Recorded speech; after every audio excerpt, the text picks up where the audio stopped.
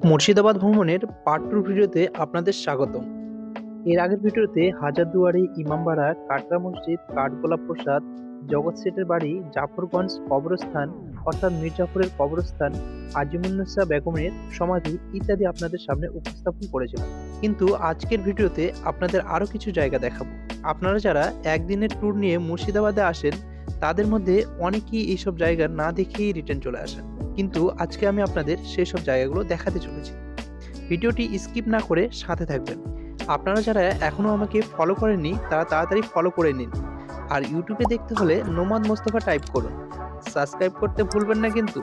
আজকের ভিউ পয়েন্টগুলো দেখতে হলে সবার প্রথমে আমাদের নদী পার হতে হবে, আর সব থেকে মজার বিষয় হলো আমাদের নৌকো করে নদী পার হতে হবে। তাই তো আমরা হোটেল থেকে বেরিয়ে পড়লাম নদীর ঘাট খুঁজতে। কাকা এদিকে নৌকো ঘাট আছে? নৌকো ঘাট কত দূর যেতে হবে এখান থেকে? আচ্ছা,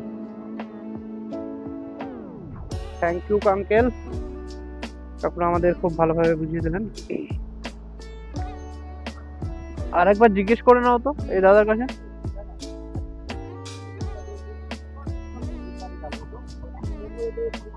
হ্যাঁ, আই থিঙ্ক এটা হতে পারে।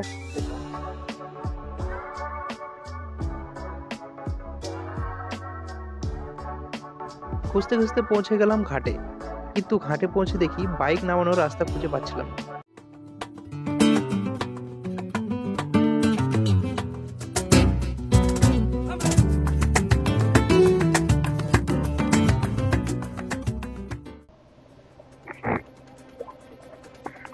এখন নিচের দিকে নামছি, দেখছেন কতটা খাড়া। পরে দেখি বারান্দা দিয়ে রাস্তা রয়েছে। এটা একটা ভয়ঙ্কর রাস্তা, আর সাথে একটা ভয়ঙ্কর অভিজ্ঞতাও। ওহো, অনেক রিস্ক, যারা নতুন তাদের জন্য অনেক রিস্ক।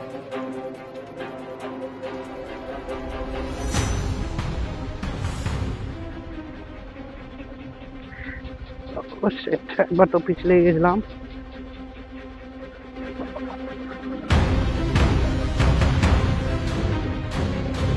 আমি আর শিবু নৌকোতে উঠে গেছি এবার ইয়রলের পাড়া।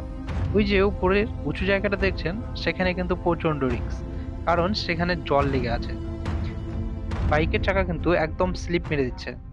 তো ইয়রলও পৌঁছে গেছে আর সকল যাত্রীও উঠে গেছে নৌকোতে। এবার এখন নৌকো ছেড়ে দিয়েছে। এই ঘাট থেকে আমরা পার হব নদীর ওই পার। নদীর এই পার থেকে ওই পার আমরা পৌঁছে যাব এই নৌকোর মাধ্যমে। তো এখান থেকে দেখছেন যে প্রকৃতির ভিউটা এতটাই সুন্দর লাগছে, কি বলবো। সত্যি অসাধারণ একটা ভিউ প্রকৃতির। আর নৌকো রাইডটা কিন্তু একটা মজাদার রাইড। প্রচন্ড এনজয়, একদম অল দ্য বেস্ট। ভালো লাগছে তো? বেস্ট, ভালো ভালো লাগছে তো? খুব সুন্দর লাগছে, খুব সুন্দর, ওয়েল ডান। ফার্স্ট এক্সপেরিয়েন্স, সত্যি খুব মজা লাগলো নৌকো রাইড করে। তো আমাদের কিছুক্ষণ সময়ের মধ্যেই কিন্তু পৌঁছে দিল ওই পারে। নৌকা পারাপারের টাকা নেওয়া হচ্ছে, তাদের পারিশ্রমিক। নদী পার করে কিছুটা গেলে আপনারা এরকম একটা রাস্তা পাবেন। এখান থেকে হাতের বাম দিকে গেলে আপনারা খোশবাগ যেতে পারবেন, আর হাতের ডান দিকে গেলে রোশনীবাগ, শ্রী জগৎবন্ধু ধাম, গুপ্ত মন্দির ভিউ পয়েন্টগুলোতে যেতে পারবেন। নদীর এপারে এই 4টি দেখার মতো জায়গা রয়েছে। তো বন্ধুরা, সবার প্রথমে আমরা চলে যাই খোশবাগ। আমার সামনে দেখছেন এই জায়গাটার নাম হলো খোশবাগ। খোশবাগ কথার অর্থ হলো সুখের বাগান। এটি হলো বাংলার নবাবদের বাগান সমাধি। বাংলা, বিহার ও উড়িষ্যার নবাব আলীবর্দী খান দ্বারা নির্মিত হয়েছিল এই সুন্দর বাগান সমাধিটি। বাগানে আলীবর্দী খান ও সিরাজউদ্দৌলা ও তার পরিবারের কবর রয়েছে। আলীবর্দী খান দ্বারা নির্মিত একটি মসজিদও রয়েছে, যেটা দেখতে অনেকটা দিল্লির জামে মসজিদের মতো। এরপর আমরা চলে যাই রোশনীবাগ। এখানে মুর্শিদ কুলি খানের পর বাংলার দ্বিতীয় নবাব সুজাউদ্দিন খানের সমাধি রয়েছে। রোশনী কথার অর্থ আলো, আর বাগ কথার অর্থ বাগান, অর্থাৎ আলোর বাগান। এখানে সুজাউদ্দিন খানের দ্বারা তৈরি একটি মসজিদ রয়েছে, যার বয়স 300 বছর। তো বাংলা, বিহার, উড়িষ্যার ফার্স্ট নবাব ছিল মুর্শিদ কুলি খাঁ, দ্বিতীয় নবাব সুজাউদ্দিন খাঁ।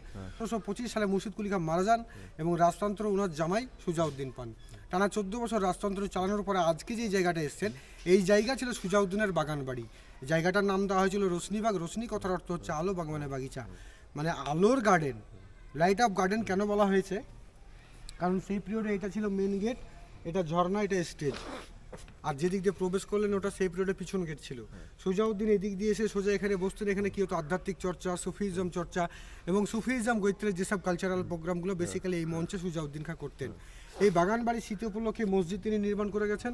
1725 থেকে 39-এর মধ্যে মসজিদ নির্মাণ হয়েছিল। টোটালটা ইটালিয়ান কারুকার্য দ্বারা, ইটালি থেকে লেবার মিস্ত্রি নিয়ে এসে ডিমের খোসা, ডিমের কুসুমা, চুনসুরকি দিয়ে মসজিদ নির্মাণ করা হয়েছিল। এবং এই মসজিদের পাশে একটা দেখুন কলসি দেখা যাচ্ছে, সেম ব্যাপার। পাশে একটা কুয়ো আছে, কুয়ো থেকে জল তুলে নিয়ে সেখানে সংগ্রহ করে রাখা হতো এবং হাত মুখ দিয়ে অজু বানিয়ে যখন ভেতরে নামাজ হতো তখন এই মসজিদের উপর দিয়ে চাঁদির শামিয়ানা টাঙানো হতো, রূপোর যে চাদর। এবং এই মসজিদে একটা বিশেষ তাৎপর্যময় জিনিস সুজাউদ্দিন খাঁ রেখে গেছিল, সেটা হচ্ছে ইরিডিয়াম নামক একটা মেটাল, যার ফলে কী হতো, এখানে মাইক বক্স সাউন্ড সিস্টেম লাগিয়ে দিলে সেগুলো বাজতো না, আওয়াজটা ক্যাচ করে নিত। এত পাওয়ারফুল ম্যাগনেট ছিল। সেটা এখন নেই, বর্তমানে খুলে নিয়ে চলে গেছে। এখানকার ইতিহাস গাইড দ্বারা আমরা শুনে নিই। এরপর আমরা চলে যাই জগৎবন্ধু ধাম। এই মন্দিরটি অবস্থিত দহপাড়া গ্রামে। এই মন্দিরের বাইরেরটা যতটা সুন্দর তার থেকেও বেশি সুন্দর মন্দিরের ভিতরের অংশটি। মন্দিরে যাওয়ার রাস্তায় দুই পাশে গোলাপ বাগান রয়েছে, যা আপনার প্রাণে শান্তি এনে দেবে। আর এখানকার একটি আশ্চর্য বিষয় দেখে আমি অবাক, এখানে জুতোর গ্যারেজও রয়েছে। এরপর এখান থেকে সোজা রাস্তায় যেতে হবে আমাদের গুপ্ত মন্দির। এটি হলো কীটেশ্বরী গুপ্ত মন্দির। এই মন্দিরটি একটি গ্রামীণ এলাকায় অবস্থিত এবং বলা হয় এটি সবচেয়ে পূজনীয় হিন্দু মন্দিরগুলির মধ্যে একটি। মন্দিরটি 1000 বছরের বেশি পুরনো বলে মনে করা হয় এবং এটি মুর্শিদাবাদ জেলার প্রাচীনতম মন্দির। তো এই হলো নদীর এপারের 4টি ভিউ পয়েন্ট, যেগুলো আমি আপনাদের দেখিয়ে দিলাম। এর পরের ভিডিওগুলোতে থাকবে কিভাবে কম খরচে মুর্শিদাবাদ ঘুরবেন কোনো এজেন্সি ছাড়াই, কোথায় থাকবেন, কিভাবে ঘুরলে একদিনে সমস্ত স্পট ঘুরতে পারবেন, সমস্ত বিস্তারিত থাকবে পরের ভিডিওগুলোতে। আপনারা যারা এখনো আমাকে ফলো করেননি তারা তাড়াতাড়ি ফলো করে নিন।